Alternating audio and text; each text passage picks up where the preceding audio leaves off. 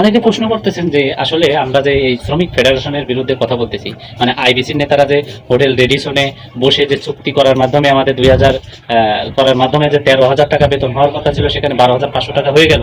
কত টাকার বিনিময়ে তারা এই শর্তে রাজি হলো এবং মালিকের সাথে এক হয়ে তারা 12,500 টাকা ঘোষণা করে দিল। তো এটা নিয়ে আমরা তদন্ত করতে যাই, যেটা দেখতেছি সেটা হলো এই যারা শ্রমিকের নেতার সাথে বসে আছেন, আইবিসির নেতা যারা বিদেশে যাতায়াত করেন, বিভিন্ন এনজিও থেকে টাকা কালেক্ট করেন আমাদের শ্রমিকদের জন্য কাজ করার জন্য, এইগুলা কাজ দেখায়, মানে শ্রমিকদের পিছনে আপনারা কাজ করতেছেন, শ্রমিকদেরকে নিয়ে অনেক নেতারা কাজ করতেছে, আইবিসির নেতারা, বিভিন্ন ফেডারেশনের নেতারা, এটা দেখায়, এটাকে পুঁজি করি বিভিন্ন দেশ থেকে, বিভিন্ন এনজিও থেকে তারা টাকা আনে, অর্থ সহায়তা নিয়ে আসে নিজেরাই ভোগ করে। আর এইগুলা তদন্ত করতে আমি এই কয়দিনে যা দেখছি যে এরা শুধু এই টাকা লেনদেন করে এটা না, এরা অনেক নারী কেলেঙ্কারিতে জড়িত।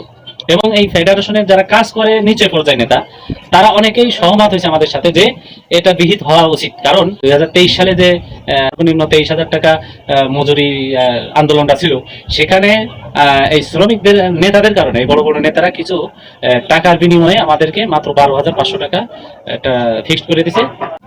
আমাদের উদ্দেশ্য হলো এই নেতাদের, ফেডারেশনের নেতা হোক, আইবিসির নেতা হোক, মানে শ্রমিক সংগঠন নাম দিয়ে শ্রমিকদেরকে পুঁজি করে, শ্রমিকদের রাস্তায় নামিয়ে হোক, শ্রমিকদের মাথা বিক্রি করে হোক, এরা যে ব্যবসাগুলো করে যাচ্ছে, এজো থেকে টাকা নিয়ে ভোগ বিলাস করতেছে এবং এসি বাড়ি, এসি গাড়ি, ফ্ল্যাট বাড়ি, বিদেশেও গাড়ি, এরকম যারা করতেছে তাদের মুখোশটা উন্মোচন করে দেওয়া উচিত। আমি যদি কিছু করতে নাও পারি, অনেক নেতা আমাকে বলতেছেন যে এদের কিছু করতে পারবেন আপনি। আরে ভাই, আমার কিছু করার দরকার নেই, আমি তো শ্রমিক। এই গার্মেন্টস শ্রমিক যখন আপনাদের কাছে যায় মালিকের বিরুদ্ধে কথা নিয়ে, তখন আপনারা কি বলেন? মালিকের কত বড় হ্যাডাম আছে, আইনের কাছে আসতেই হবে, এগুলো বলেন না? তো আপনারা আবার আমাকে বলতেছেন অনেকেই যে কিছু করতে পারবো না, তার মালিক বড় না আপনারা বড়? মালিকের সাথে পারবো না, তারপরে আপনারা রিস্ক নিয়ে আমাদেরকে মাঠে নামান, আবার বলতেছেন আপনাদের সাথে পারবো না। কিছু যদি নাও করতে পারি, আমি এটা জানবো যে আপনাদের মুখোশটা উন্মোচন করতে পারবো। আর আপনারা যে বিভিন্ন এনজিও থেকে টাকা নেন, যারা অর্থ সহযোগিতা করে, তাদের দৃষ্টি আকর্ষণ করতে পারবো।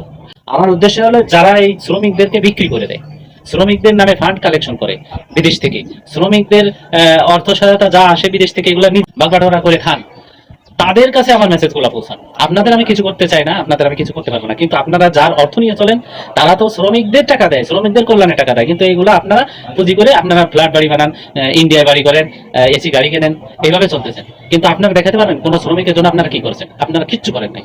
এই শ্রমিকদেরকে দেখায় বিজিএম থেকে অনেক টাকা আপনারা নেন।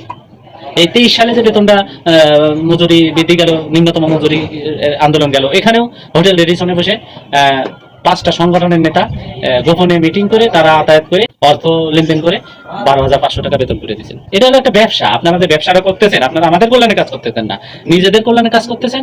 এইটাকে আমি সকলের সামনে, মানে চোখে আঙ্গুল দিয়ে আপনাদেরকে পরিষ্কারভাবে বোঝাই দিতে চাই, চিহ্নিত করে দিতে চাই। যাদের অর্থ দিয়ে আপনারা বড় লোক হচ্ছেন, তাদের কিছু করতেছেন না। যাদের অর্থ আপনারা ভোগ করতেছেন শ্রমিকদের নামে, তাদের দৃষ্টি আকর্ষণ করতে চাই।